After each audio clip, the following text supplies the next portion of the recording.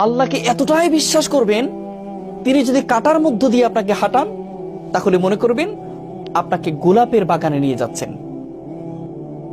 আপনি যদি যে কোনো কষ্টে যদি থাকেন, আপনি যদি ব্যথিত হন, আপনি যদি আঘাতপ্রাপ্ত হন, তাহলে আপনি মনে করবেন আপনার আল্লাহ এই কষ্ট দেওয়ার মানেই হলো আল্লাহ আপনাকে ওয়ালা সাউফা ইয়াতিকা রাব্বুকা ফাতারদা, এমন কিছু দিতে যাচ্ছেন সেটা পেলে তুমি খুশি হয়ে যাবে।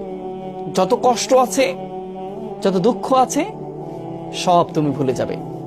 এমন জায়গা আল্লাহ নিতে যাচ্ছেন। সেজন্য আল্লাহর প্রতি আমাদের বিশ্বাস নাই, আমরা বিশ্বাস রাখতে পারি না। আমরা রাখতে পারি না যে আমার আল্লাহ আমার সমস্ত কষ্টগুলো মুছে দিবেন। যে আল্লাহ সৃষ্টি করতে পেরেছেন, যে আল্লাহ শ্বাস প্রশ্বাস নিতে দিচ্ছেন, সে আল্লাহকে আমাদের কখনো কষ্টটা দূর করে দিতে পারবেন না?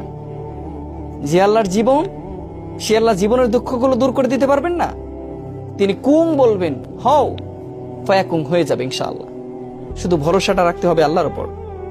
যেমন মুসা আলাইহিস সালাম পানিতে আঘাত করেছেন লাঠি দিয়ে, বিশ্বাস ছিল আল্লাহর উপরে। লাঠির কোনো এখানে ক্ষমতা ছিল না, শুধুমাত্র বিশ্বাসটাই ছিল বড়। আল্লাহ তাআলা তাকে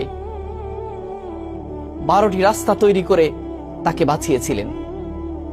তেমন করে আপনাকেও আল্লাহ বাঁচাবেন, শুধুমাত্র ধৈর্য ধরতে হবে।